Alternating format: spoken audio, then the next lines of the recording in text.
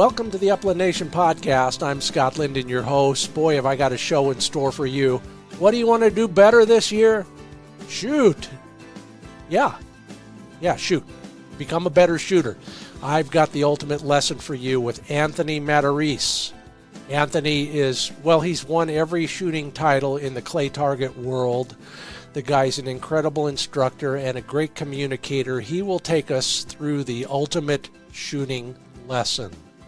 On top of that, we'll have some photos of yours from winter hunts that you've done, and we'll wrap up the Christmas and holiday season with what your dog got for Christmas or Hanukkah.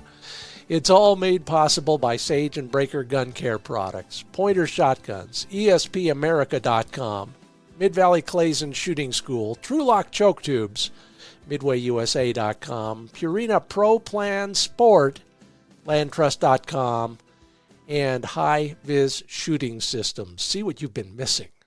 Well, you will today at least.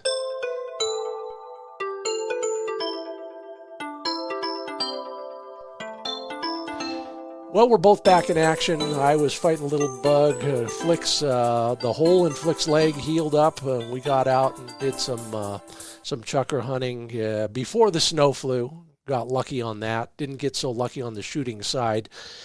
You know, I tell you, the birds, I was just lamenting to somebody else. The birds acted so nervous, but then again, they were that nervous at the beginning of the season. I think I'm going to blame it on the wind last trip, but whatever it was tough shooting. Although I did get some great dog work. You know, with a good, strong breeze, you get points at 30, 40 yards, and that's pretty cool, even if you do miss when you pull the trigger. Thanks, Mark, for bringing me along. Sure had a great time. How about you? Well, I asked on social media a while back, what kind of Christmas presents or Hanukkah presents did your dog get? I can't share all your answers because there were so many, but there were some really cool ones, some clever ones as well. Larry Davenport says his dog got a new gun, and he's already told Larry that he could use it whenever he wants. Yes, Thomas C. Watts says, toys and treats, and I hope to get him a mallard for Festivus. Okay, if you're too young to remember what Festivus is, look it up. Toys and treats, very high on the agenda for most dogs. Stephen Robbins said he went with the 8 nights of Hanukkah and 12 days of Christmas, a total of 20 gifts for each of my 3 dogs. I am now officially broke. Whew, absolutely. And Karen Foote, isn't this what it's all about? Christmas presents all year long in the form of our fine feathered friends for training and fun in the off season. And then her dog finds gifts for Karen during the hunting season. Yeah, some great stuff, and I'm not surprised. Our dogs work so hard for us. Why not 20 presents for 3 dogs? Yeah, I'm officially broke too. But that's okay. There's always next year. We're brought to you in part by LandTrust.com. You know, I've been going out to some of their places, just for the day, or if you want to stay for more than one day, often you can camp on these places. It's kind of the Airbnb, if you wish, for hunting land. LandTrust.com connects trusted guests with trusted landowners who offer exclusive access to their lands for quality outdoor experiences. It's kind of a DIY option. You're guiding yourself, you're bringing your own dog, you're looking for your own birds, but it's all yours. Learn more and poke around at some of the places you might want to go, no obligation, at landtrust.com. And as I've said, and I learned again, even if you're a bad shooter, a good choke tube will probably put more birds in the bag. And I get mine at TrulockChokes.com. They have over 2,000 choices, all with a lifetime warranty and a satisfaction guarantee. There's always something on sale, always some added value there. So learn more about how TrulockChokes.com can improve your shooting simply by screwing in some high-quality, well-engineered great material choke tubes at TrulockChokes.com.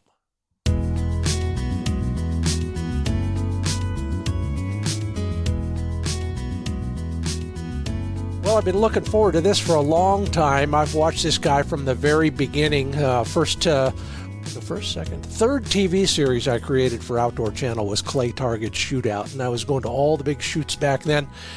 This name kept coming up, and now I know how to pronounce it right. Anthony Matarese, welcome to the Upland Nation podcast. Thank you. Thanks for having me on.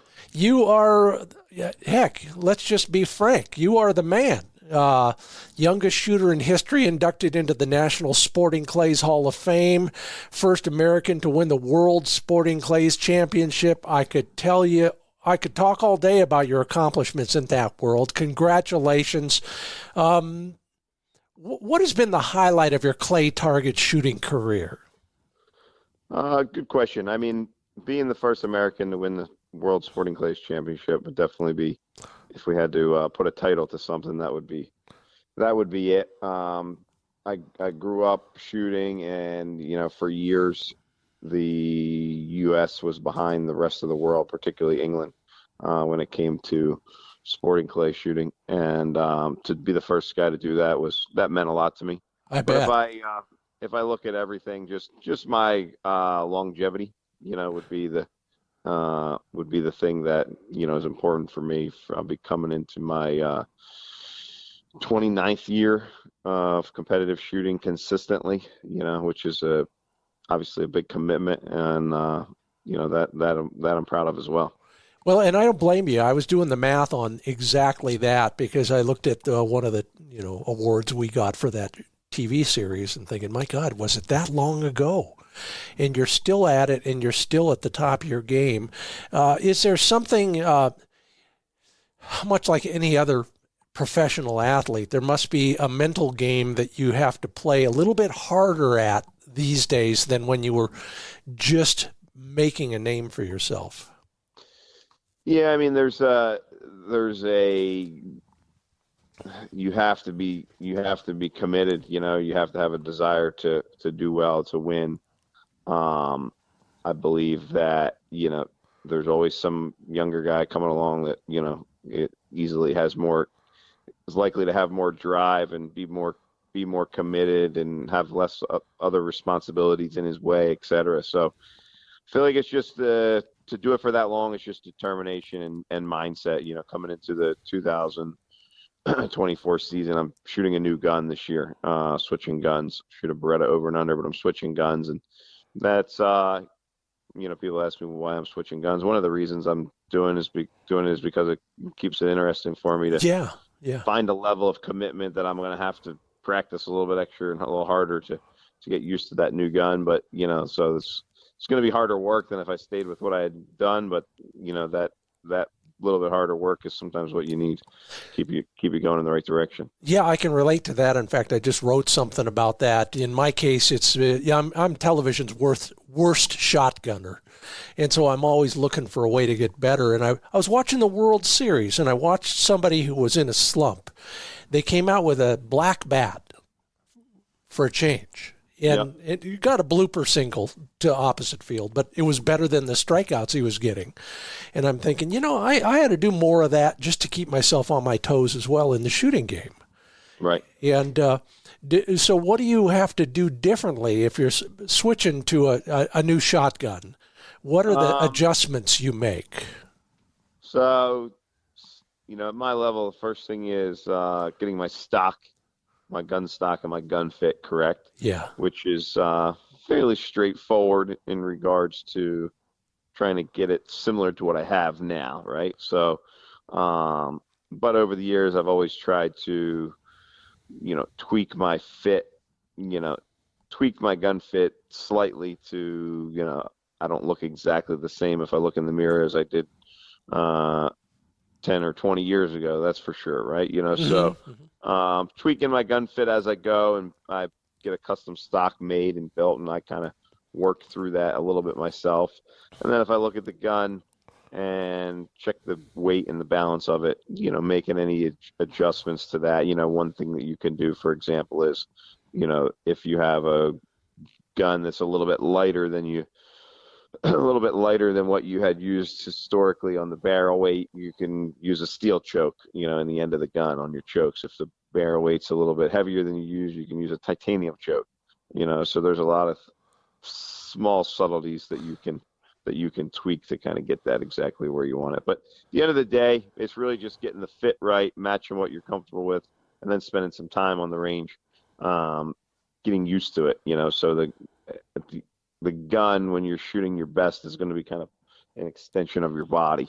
Right. So whatever time that takes, and that's one of the things with switching that can be useful, is it forces you to put that time in. Yeah, you got to look at it from a fresh perspective, don't you?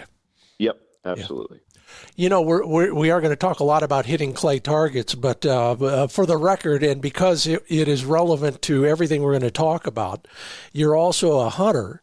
If you were not talking to me and you weren't not teaching a shooting lesson, where would you be hunting? I live in southern New Jersey.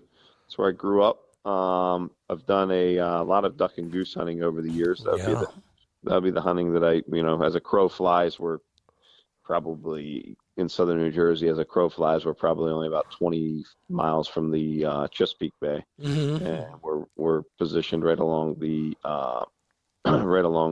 Delaware Bay. So that area there is where I grew up. That's where I've done most of the hunting that I've done.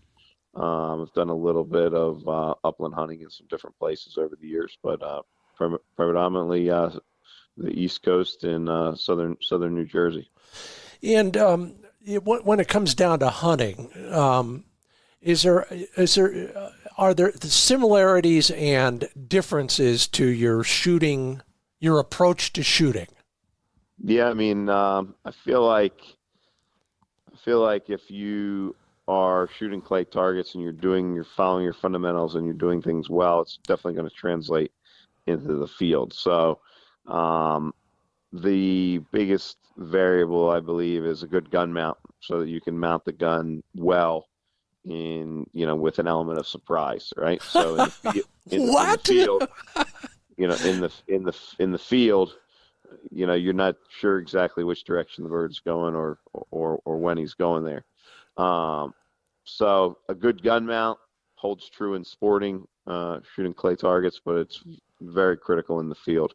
It's probably the part that I think most people are missing the most, when they're out there and doing whether they're hunting upland birds or waterfowl or whatever, dove shooting, whatever it might be, is that their gun mount is not great. And then the number one thing that happens when your gun mount's not great is you shoulder the gun and you look down the gun to check alignment, check your beads and see if you've got a figure eight or see if you've got your eye in line with the gun. Well, if you're in the middle of a shot and that happens, now you're not looking at the target, so you're not looking at the bird that you were shooting at, you're looking at your alignment down the gun. So I feel like that holds true across all shotgun shooting, and then it becomes even more important in the field.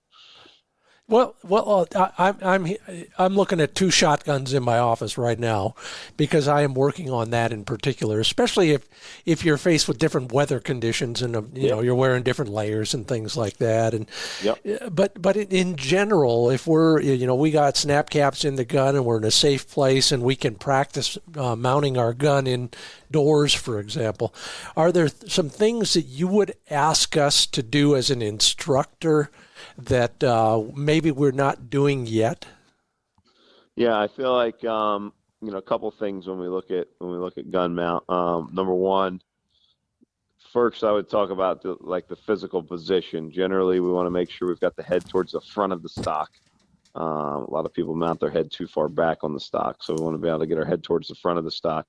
We want to make sure we have the recoil pad in the pocket of our shoulder, not too low or too high. We want to make sure that as we mount the gun, we're moving our front hand and our back hand together. So if you're a right-handed shooter, your left hand is your front hand. You want to move your left hand and your right hand up together, so it's simultaneously. Yeah.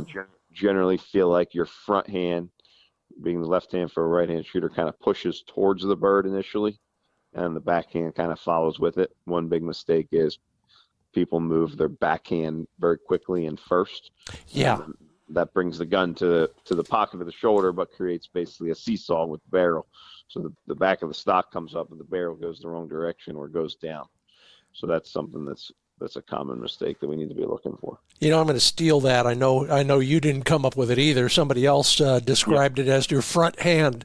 That's so much more obvious than your offhand or your left hand, which is not right. For some people it's wrong. So absolutely. I'm going to steal that too. Let's talk a little bit about what else you're doing, because your life is very complicated, and I mean that in the best possible way. You're still competing at the highest levels. You're working on a number of other things as well, including AIM shooting school. So let's start with that.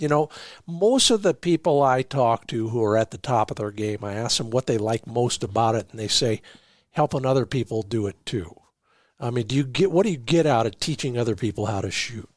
Yeah, I started teaching shooting kind of by necessity at our range here. When I was 14 or 15 years old, there was people that were learning how to shoot. So I started basically 25 years ago now. And it's been a great career. And when the light goes on and you teach someone something that they never knew before, it's pretty incredible. Do you, I noticed on your website for the shooting school that you will take basically a less advanced shooter as well. Is there a philosophical reason you want to talk to those kind of people as well, or what do you get out of that? I teach people of all experience levels. To be honest with you, it's some of the less experienced shooters, someone who has shot a good amount but hasn't had much education. Yeah, is really kind of one of the lessons that is the most fun for me to give. Meaning you have someone that they shot enough to be really, kind of skilled with handling the gun, but they just don't really know what they're supposed to be doing. That's really one of the lessons that is the most entertaining for me and kind of get the most reward out of. So I teach all levels, and that's a little bit different. There's a lot of shooters that give instruction that are at the top of the game that don't necessarily enjoy working with the less experienced people quite as much. But I enjoy it all. I have students that are the best in the world. One of my students this year came in third at the World Championship. Wow. So and then all the way to I could be giving a lesson to someone who's only been out a handful of times. So anywhere in between there. You're listening to the Upland Nation podcast. I'm Scott Linden. That's Anthony Matarese. The guy's got, in 2020, you became the first person to win all 4 major titles: U.S. Open, National Championship, World Sporting Clays Championship, and World FITASC Championship. And I want to touch on that in a moment. But what do you see that? Let's just say you have an intermediate level hunter who comes to you for a shooting lesson. What is the most common thing you need to fix with them? First thing we look at generally with that person is ask them if are they shooting with one eye or two eyes. Yeah. Address anything in that regard. If there's any eye dominance or anything like that needs to be addressed. Then we start just looking at fundamentals of gun mount and proper stance and how to mount the gun well, especially in a hunting situation, like we've already mentioned, being able to get the gun shouldered correctly, even in an element of surprise. And then we work to build them an understanding of how to shoot the shotgun and look at the clay or look at the bird and learn how to apply lead, but learning how to apply lead while watching the target and watching the bird that they're shooting at versus looking at the barrel and aiming and measuring. So kind of start off with some fundamentals and then get into understanding how to lead a target while maintaining focus on the clay, or focus on the bird that they would be shooting at if it was an upland bird or a dove or something of that nature. So it's easy to lead a target. It's easy to look and focus on the target. It's hard to do both and put the two together. So that's really that's kind of really where shotgun shooting is a challenge, right? One statement I'll often say is the most difficult part of shooting a shotgun is you have to know where to put the gun to hit the target in relation to the target, but you can't be looking at that position. You got to be looking at the target. That's the hard part. Oh, absolutely. You don't have to tell me. Right. That's the challenge. Well, I've been experimenting a lot. I've shot every style over the years. Still can't get it right, but I'm particularly focusing right now on foot position. Take me to school on what I love your description of being able to shoot a target and be basically the word surprise is the word you use, because we do not know. I don't care what the dog is doing. I don't care where we are. We do not know exactly where the bird is going to go. So tell me how you would address that. In related to foot position? Yes. Let's start from the bottom and we'll work our way up. Yes. So the biggest thing in the field, let's say we're shooting upland birds and maybe the dog's on point or the dog's acting birdie or whatever it might be, depending upon if you're using a pointing dog or a flushing dog. The biggest thing that has to happen in the field is you have to make sure as that bird flushes, you make a step when you shoot the shot. Yeah. Okay, so that your front foot is going towards where that bird's going, because you could be literally facing, if you thought of a clock, you could be facing, your body could be kind of square facing 12 o'clock and the bird starts flying out at 9, going away. So you're likely to get a bad gun mount because your foot position is incorrect. Mm-hmm, mm-hmm. So we would want to step towards that bird as we're mounting the gun. Yeah. And that's something we can even do at the house to practice getting better at that. Yeah, and actually that's exactly what I've been working on. Now let's touch on eye dominance, because I'm one of those guys. Okay. So I learned to shoot with the wrong hand and never went away. I tried a few times. So I put a patch on my shooting glasses. Yep. What's your solution, if there is such a thing, to cross dominance? Yeah, good question. There's, first off, we should mention, which is kind of news in the last 5 to 10 years for sure, compared to 30 years ago. Mm-hmm. Historically, everyone thought of eye dominance as, are you right eye dominant or left eye dominant, where you stuck a hole in a piece of paper or something and looked across the room at an object and brought it back to your nose, and whatever eye you brought it to is your dominant eye. Mm-hmm. Or you made a circle in your hands or a triangle in your hands and found something across the room and brought it back, and we diagnose you as right eye dominant or left eye dominant. Really what we've come to find out, particularly in the last 5 years, is we have even more people doing it, more people using this method to test. Eye dominance is more of a scale. Yeah. So we have right eye dominant, left eye dominant, and then really everywhere in between, like a percentage or a grade. Yeah. So someone might be 80% right eye dominant, or 90% right eye dominant, or 100 right-handed but 100% left eye dominant. That would be kind of the problem with the old test that we used to use, what's called an aperture test, is it told us one or the other. Okay, so if your dominance was 50% or greater on 51% or 55%, it would tell us, hey, you're right eye dominant or you're left eye dominant. Really wasn't telling us the whole story. Okay, so sure. we made a lot of mistakes years and years ago with what someone should be doing. Okay, meaning, hey, just leave your eyes open because you're right-handed and left eye dominant, or you should have switched. This person should have switched to left-handed, because we thought they were left eye dominant. But if they're only 75% left eye dominant, then there's a 25% chance it's not going to work anyway. Okay, so answering your question, it's pretty damn complicated. Okay, I can attest to that. Yeah, if you were to take a cell phone and stand about 5 to 10 yards away and have both eyes wide open and point your finger at the cell phone camera with your right finger on your right hand and your left pointer finger on your left hand, and you see where that finger is pointing in relation to your nose, to your eye and your nose. Okay, you'll see it's going to be right under your right eye or over under your left eye, or sometimes your nose would be like 50 fit, like center dominance. That tells us really how, so that's the first thing I do if the student wasn't there with me personally, right? So occasionally I'll get someone who says, hey, can you help me out? I don't know what I should be doing, or let's say you wanted, me to give you any guidance, considering it's something you've been fighting with over the years. Point at that cell phone camera with your right pointer finger, your left pointer finger, both eyes open, send me the picture, and I'll look at it and say, this is where your dominance test, right? So yeah.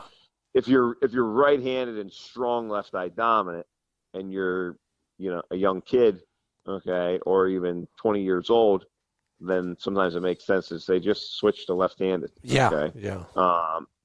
The older you get, the less likely that's a viable solution, just because the coordination factor matters, right? Or Yep. if you have a hunter who's right-handed and strong left eye dominant, and they only go out and shoot clays once or twice in the season, and they hunt another half a dozen times, they're never going to shoot enough volume to get comfortable on the other side. Mm-hmm, Right? mm-hmm. So there's no way they can switch, because they're not going to have enough experience. Now that same person said, I'm going to go out and do clays once a week and try to learn this because I'm left eye dominant 100%, and I want to shoot both eyes open. Then they could possibly learn it, depending on their level of coordination, their degree of dominance, et cetera. So it's really a case by case, anywhere from switching shoulders to squinting the left eye to using a dot on the left eye. Mm-hmm. Okay. You have some people who they're dominant, they're right-handed, their left eye dominance their left eye is so strong they can't squint it. Okay. Like it's difficult for them to squint the eye, and the dot works much better for them. The dot, I always advise hunters, though, be careful, put a dot on your left eye and you're walking around the field. Yep. You have to remember you have a blind spot there, which is different than shooting clays when you're in a controlled environment and you're shooting straight out and you're only, there's never anything out in front of you except the target, right? Versus, you got to be careful if you use a dot or a patch on your eye and you're hunting, because you wouldn't want to have an accident, so. Yep.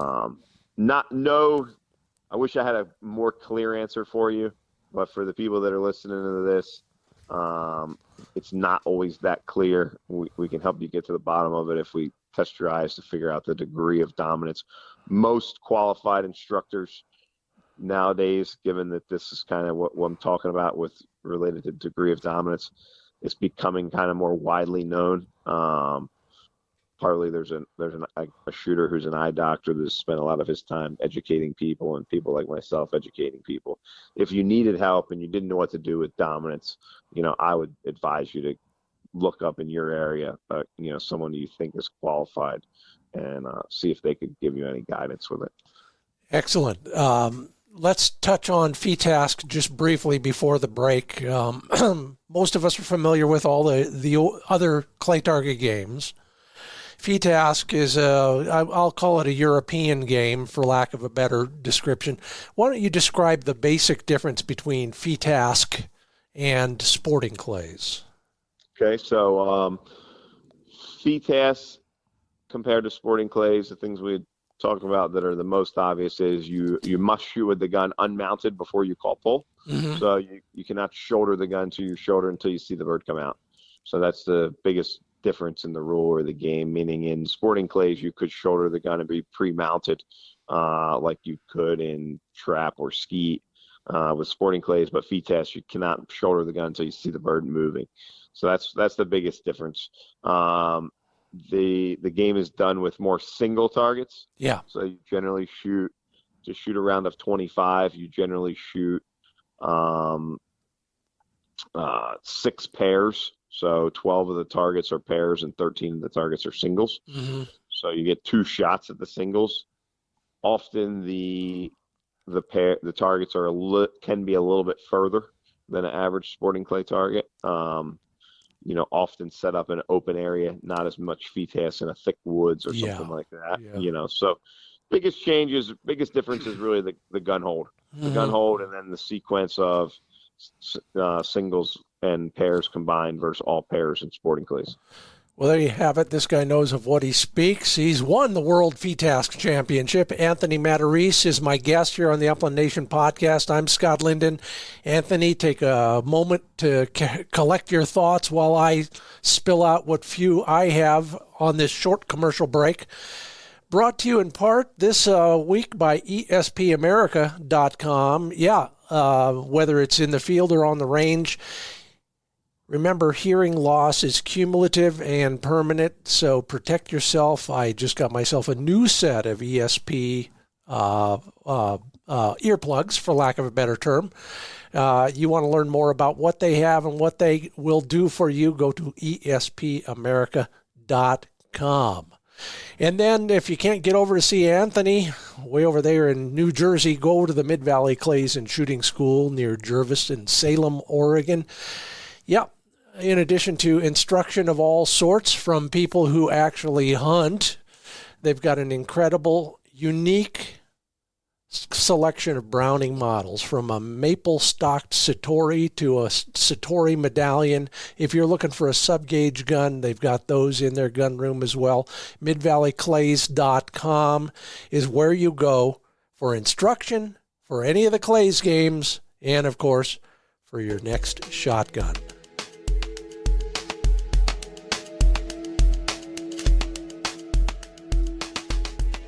And Anthony Matarese, welcome back to the Upland Nation podcast. I'm learning. I have to make notes and think about questions at the same time, so I apologize if I sound like I'm a little bit overwhelmed. But it's great to learn this stuff from you, and other people have the chance as well. You've got a lot of other teaching tools available to us, don't you? I do. Yep, I do. Have some instructional videos out there, and I've written a book that we released last year, or 2022 rather, and then I'm in the process of writing another book with Will Primos on basically becoming a better shotgunner in the field. So using your shotgun better for all the different types of hunting disciplines. And beyond what we've talked about already, are there any other more blatant differences between shooting at clay targets and shooting at winged targets? I mean, one thing that people will often mention is they'll say, well, live birds speed up and clay targets slow down. Sure. Right? So that's obvious, right? And there's often, there's kind of a little bit of in my opinion, a wrong perspective by the hunting community as a whole, that clay target shooting is not as good of practice for hunting as it really is, right? Because it's easy to highlight the differences, right? Well, I know where the bird's going versus I don't know the bird's going. It doesn't fly in a straight line. It's not predictable, right? So you could easily come up with the reasons why clay target shooting is different than hunting birds. But at the end of the day, it's the best option that we have, right? And if you're not going to be in South America shooting doves where you can shoot at 1,000 doves a day, it's probably your best option to become a better shot in the field, is to work your fundamentals in the clay range. So the wing shooting book that you're working on with Will Primos, what are the things you're going to cover in that book? I want to put in my order immediately after this discussion. Yeah, so the first kind of the structure of the book in one regard is we cover every hunting discipline. So we cover this comprehensive book related to shotgunning for shotgunning, right? Shotgunning for hunters. So we have a chapter on dove hunting. We have a chapter on waterfowl. We have a chapter on upland birds. We have a chapter on turkey hunting. We have a chapter on even using your shotgun for a deer. So the first thing that it does is it covers every species, that you might shoot a shotgun at, and we cover the fundamentals then related to those disciplines. Okay, and then in a general sense, it covers the big picture, right? When we say big picture, so proper stance, proper gun mount. We touch on eye dominance in the book. We talk about gun fit. We talk about loads and using different loads, and what some of the misconceptions are with different loads, and how things have changed. How things have changed with technology and different loads that are available. So it's pretty comprehensive, and it's broken down a couple ways, both fundamentally and then by species. I'm intrigued because, at one point you want to say, well, except for the turkeys and the deer, they're all flying. But then if you give it one moment of more thought, some of them are flying at you. Some of them are almost always crossing. Some of them are almost always going away. So there are different things to focus on, aren't there? Yeah. The interesting thing I met Will Primos because he shoots sporting clays, and he picked it up later in life. And really, the story and the premise of why we wrote the book is really about his story. Mm-hmm. So he was obviously a call maker and a kind of the first guy that put hunting shows and stuff, really teaching people on TV about how to be a better turkey hunter and a better archer, and he had some waterfowl shows and some stuff like that as well. But the premise of why he had the desire to do the book with me was he went out, was duck hunting, and had a day where all the ducks were crossing, and and he's obviously has really good spots and et cetera, and missed a lot of ducks, and he this is 50 years after him being a hunter. Mm-hmm. And so he started going to the clay range to practice crossing shots because he was hunting ducks, and shot 2 boxes of shells to kill his limit because they were all crossing that day, just the way the wind was blowing. And he didn't like how poorly he did, so he went to the clay range. And then when he got to the clay range working on crossing shots, he kind of realized how bad he was shooting. Okay. I can relate. so he took some and he thought of himself as a skilled shooter, right? The guy he taught in the Army. He was in the Army, he taught marksmanship, and he thought himself as a skilled shooter. And then the ducks exposed him that day. Then he went to the clay range to shoot crossing clays, and he said, "Geez, I really don't know what the hell I'm doing here." And he took some instruction from the local guy at the range where he was, and then started studying and bought some videos and took some lessons. And then he started went all the way into, now he enters in competitions, sporting clay competitions, in his journey. And that's how I met him. He bought my book that I have on sporting clays. He bought my book and bought some for some friends of his. And he got home and started reading, and he called me. He said, "Man, this book is awesome." He goes, I've read the whole thing front to cover 5 times and made notes and index cards, and it's really helped me. And we kind of just got to be friends, and he came up and took a lesson from me. And we just kind of had the idea that, here's a guy that made his career in hunting. And at 50 years into hunting, he basically says one day that I really don't know how to hit these crossing shots as well as I thought I did. And that's kind of how we ended up with the idea of the book. Do you run into that a lot? I mean, I used to teach a lot of fly fishing.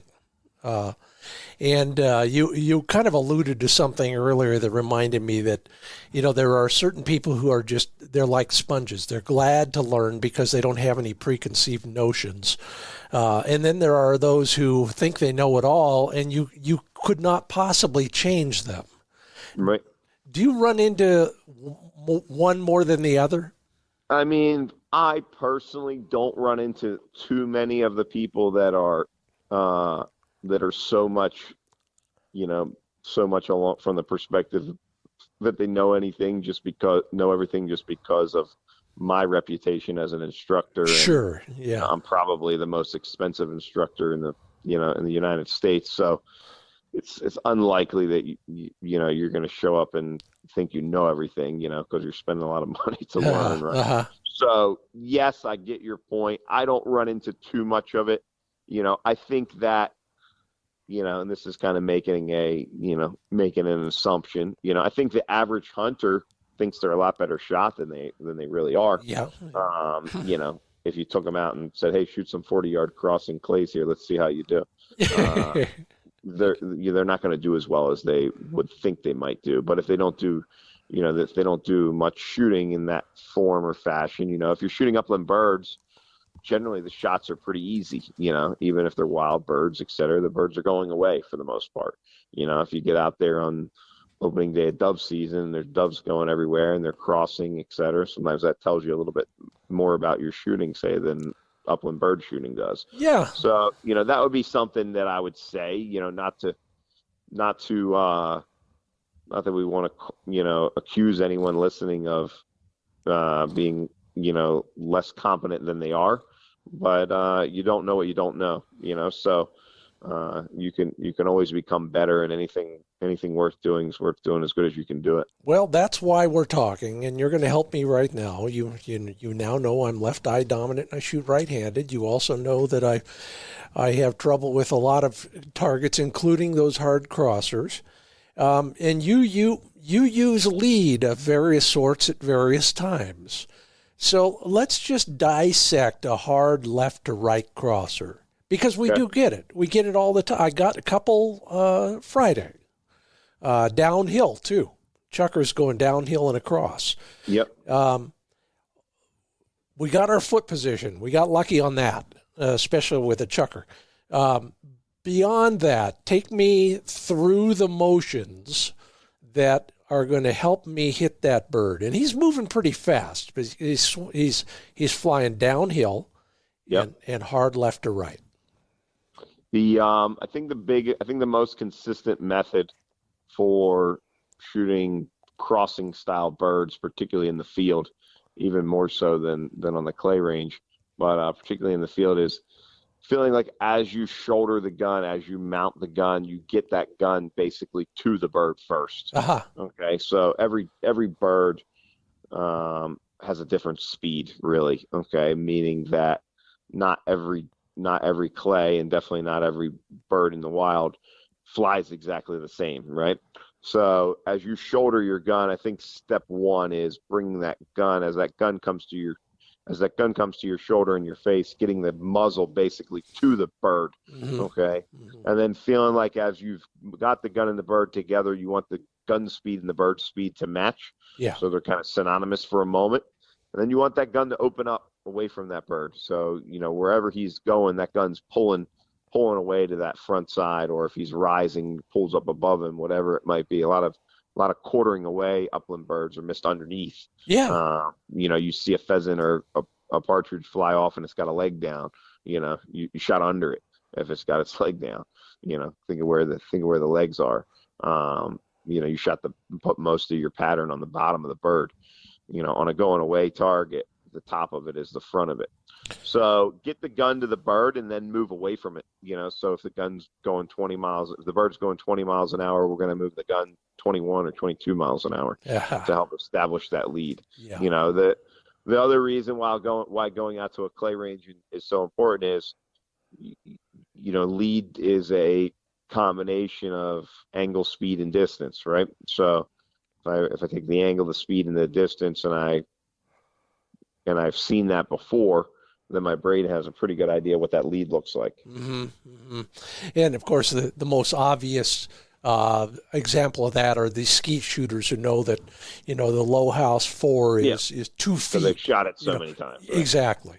We don't have quite that experience in the bird field, but we not we can be exactly the same. Yeah. But some shooting and practice sure as hell can help. So how are our eyes relating to the muzzle and the bird while we're doing that? Good question. Your eyes should be locked on the bird. Yeah. And the muzzle should be more peripheral. Yeah. So like driving your car down the road, you're looking where you're going, you're looking out ahead of you.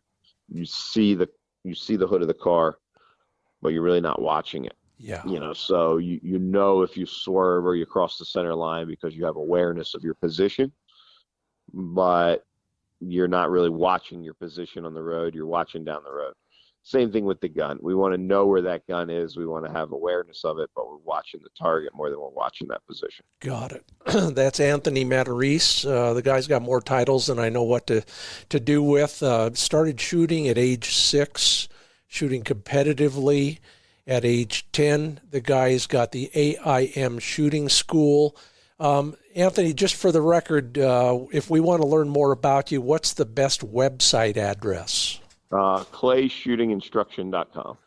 Just how it sells. I love it. Yeah. Well, how hard did you have to work to get that? It was available. Oh, wow. Incredible. Just like mine. Find bird hunting spots. What? There you go. No one took that? Okay. Right. I'm Scott Linden, by the way. This is the Upland Nation podcast. You talk in your instructional philosophy about feeling part of the game, or how to find that feel. What do you mean by that? There's I think the best way to describe it is there's a part of every sport that's intangible and immeasurable. Mm-hmm. And even things that are not a sport. It's things that maybe if someone's a carpenter, and they use a saw or a tool. There's a feel for how you operate your hands and your eyes. And in shooting, that feel is really related to watching the target and understanding where our hands and our eyes go while watching the target. Mm-hmm. So the best way to describe it is if someone's saying, well, how much do I lead that? Well, there's an untangible and unmeasurable part of being the best in most sports, right? So if I said, if someone taught me how to hit a golf putt, but then I asked them the question, well, how hard should I hit it? Right? That's a feel. Yeah. Right. Yeah. So how hard should I throw the ball to make it from shortstop to first base without going over top of the guy's head? That's a feel as well. Okay. If you were a carpenter and you're sanding something, how hard should I push on the wood with this block of sandpaper? Well, that's a feel also. Yeah. So that's the best way I can describe it, is that it's not measurable. It's not tangible. You kind of, it when it's right. Mm-hmm. But you can't necessarily write it down on a piece of paper and show someone else by writing it down. So you got to do it a lot. Got to do it. You got to do it. If you go out and shoot upland birds half a dozen times a year and, shoot a half a box of shells each time, you're not going to have the level of feel that's going to make you as good of a shooter as you're capable of, so that's fine. Right. You might always get your limit of birds, or get your fair share of birds, and you're happy with that. So that's great. Right. But if you're talking about being the best that you can be for you, you're going to have to shoot a little bit more than that. You're going to have to get out there and pull the trigger. You talk about taking a lesson from you, or taking a series of lessons from you, and then when I go home, I'm taking homework with me. What typically kind of assignments for homework are you given to your students? Generally, what we'll do is we'll look at the different fundamentals that we worked on with them. So we might say, all right, hey, you got to work on your gun mount, and you can do that at the house. But then I want you to get out and work your gun mount and start off with a basic shot like an incomer, something that gives you a lot of time. Mm-hmm. And I need you to hit 10 in a row, on that target. And then we might go to a slightly easier incoming shot, or a slightly easier crossing shot, crosser, but that's not that difficult. And then we want to work those fundamentals and have some repetition and try to kill that shot 10 times in a row. Okay. So that's where you're building that skill set, but then you're also building that feel part of the game, through some repetition, and that's really how most sports are learned, right? You go to baseball practice when you're a kid and you throw the ball, you hit the ball, you dribble through the cones in soccer, and then you do that again and again. And sometimes you do it more times in a row than you feel is necessary, but that's where that skill set is built. Yeah, let's riff on that for just a moment. And that is, as a musician, I was taught that only perfect practice makes perfect. And so if you shoot 8 boxes of shells at the range, I bet the last 4.5 boxes aren't probably really good practice. Yeah, that's all going to depend on the person, right? You know, yeah, I mean, you have to, if they're not good shots and you're not applying yourself, then you're better off not doing them. Yeah. You know, if I go and practice, considering I've, you know, built up the endurance over the years, or any of my peers go and practice, you know, we can easily shoot 300 rounds, you know, effectively. Sure. Without, you know, but that's because you've used those muscles, you know, many times, et cetera. If you're the average hunter going out to the range, you know, probably 100 shots is about your limit. But who knows, if you apply yourself and you go out more frequently, you know, that number might go up. Yeah, and what I found is, put a little space between those shots and between each box. You know, you don't need to shoot them all in a row. Just take your time. Absolutely. If you were to leave us with any more hunting-oriented shooting advice, whether it's the dumb things we do or the things we should do more of or anything else, you see this all the time. You live it when you're out in the field. What would you tell us? You know, I mean, it kind of goes back to some things that we've said a bunch. You know, I feel like the biggest mistake that people make, besides just looking at the gun mount and mastering that, and, you know, there's enough stuff online that if you said properly mount a gun, and, you know, there's a lot of people that have some YouTube stuff, and watch that and get the gun out at your house and stand the right way and shoulder the gun the right way and be able to mount that gun automatically, right, without having to think about it, right? We can assume that that's you know, kind of at top of the list, so that the gun is shouldered in line with your eye effectively, smoothly, without having to think about it. You know, that would be the fundamental that's probably at the top of the list. But what I would say is, I would look at a bigger picture than that, and I would say, look, I grew up hunting, I grew up shooting. You know, I can still miss a bird in the field because of the element of surprise and excitement, and got caught out of position and couldn't get my body oriented the right way when it was time to take the shot. That can always happen for everyone.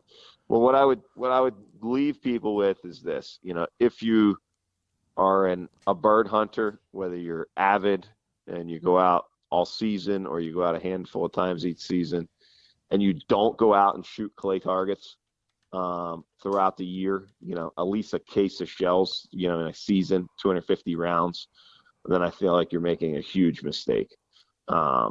You're not really practicing your skill set. You know, it's very difficult to get enough shooting while out in the field to become a good bird shooter.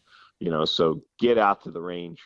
If you start bird hunting in October, start going in August, you know, and go every 2 weeks and shoot as many shells as you can that day, that is, you know, for your strength and endurance.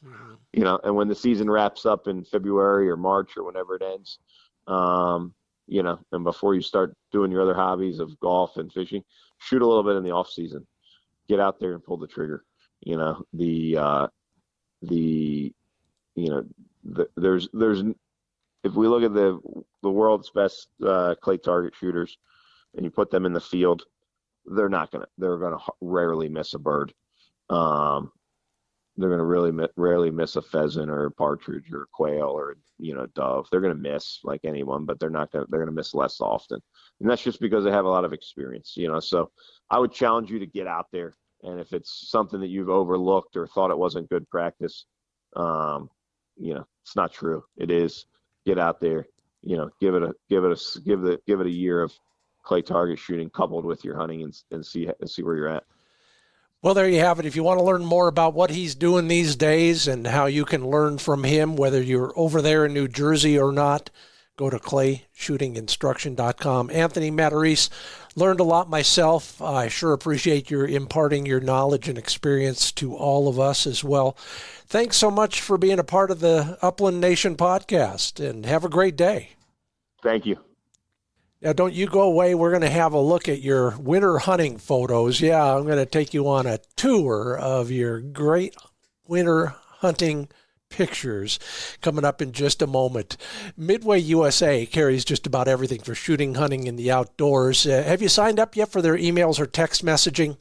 You'll get 10% off your next order, whether it's foul weather gear or a propane-powered coffee maker and anything in between. seasonal non-toxic loads, Upland ammo all over the place out there. There's even, some of the very specialized loads. Customer satisfaction and engagement is their number one goal at midwayusa.com. And just off the phone with Fred Bohm at sageandbreaker.com, some new exciting things happening over there. I'll keep you posted as they come together. And, of course, if you want to get the first word, sign up for their mailing list at sageandbreaker.com. Yep, they've got a little bit of everything in the way of gun care. And I mean any gun, handguns, long rifles, shotguns, everything in between. They've got something for you, from gun cleaning mats to all the consumables, the fluids and greases that you're going to need. Learn more at sageandbreaker.com. Hey, first off, you folks are great photographers, and I sure appreciate your sharing some of those photos with us. I will do my best to describe some of them. Another very popular social media post this time around. I showed one of mine with a friend of mine from way back with, let's see, who is that? Buddy and Manny on point in a frosty bunch grass field. I remember that well. It was cold, but it was fun in Northeast Oregon. Dave, you did good on that shot too. But anyway, I asked you to share some of yours and got 93 different pictures. I wish I could share them all, but I'll just share some of them. Jeff Wesley shows me his wire hair with a pheasant in a smooth, almost manicured, snowy field with some meadow grass in the background. Beautiful shot. Love your dog, by the way. What I can see of him, yeah, don't you love that when the bird is so big it obscures your shot of the dog? And the Balag GPA sends a picture of winter in Ireland. A little bit different than out here, at least right now. And we've got 3 springers all reveling in the ring neck. Not a speck of snow on the ground there. Beautiful green shot. And someday. I've turned it down a few times. Someday I'll get back there. Tim Wright sends a really beautiful photo. It's kind of arty in that there's basically I'm going to call it Milo. It's not Milo, but it has that look about it. 2 orange-clad hunters in the background, gray sky. The Milo stuff is dusted in snow, and it almost looks like the kind of thing you'd put up on the wall above your sofa. Oh, and here's one that brings back the memories. Marty Wincoop. Looks like a Griffon in beautiful sun-drenched Florida. It's got to be, because those are palmettos. We got a Griffon sticking his nose in on point.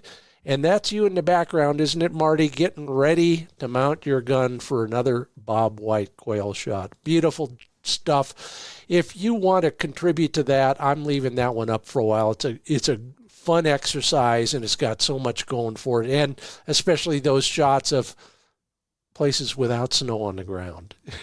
Thank you all for being a part of the Upland Nation. Good pictures.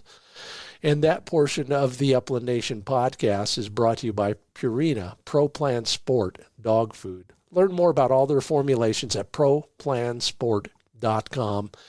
You know how big we are about performance. Just like professional athletes, we're striving for VO2 max. Good nutrition optimizes that oxygen metabolism for increased endurance. Yep. Once again, Flick was doing it at 500 yards on some really, really tough country out there in Northeast Oregon. Had a great time, and he was raring to go the next day and the next day as well. High-protein formulas from ProPlansport.com are one of the main reasons. Learn more at ProPlansport.com. And, I still missed quite a bit, but I did hit a few with my pointer shotguns. Yeah, took the case-colored 12-gauge out on that last trip side by side and had a great time with it. There is so much to look at pointershotguns.com. There's a choice for everybody. Did I mention they've still got a few 28 gauge case colored over and unders? Better move fast on those. All sorts of other color choices. I can't believe we're talking about color choices in shotguns, but that's where we are these days. Learn more, find a nearby retailer at pointershotguns.com. Well, thank you, Anthony Matarese, for your insights into helping us become better shooters, our highest priority. And thank you to everyone who contributed via the social media platforms that we dwell in so often. If you comment, even better. If you left a rating or a review, I sure appreciate it. And of course, it's all made possible by our sponsors, Sage and Breaker Gun Care Products, Pointer Shotguns, Purina Pro Plan Sport Dog Food, Mid-Valley Clays and Shooting School, TrulockChokes, MidwayUSA.com, LandTrust.com, ESPAmerica.com. And if you want more information on any of this and a whole bunch of other good stuff, I'll see you at FindBirdHuntingSpots.com. Thanks for being such great listeners. Hope to see you soon. In the meanwhile, I'm Scott Linden. Thanks for listening.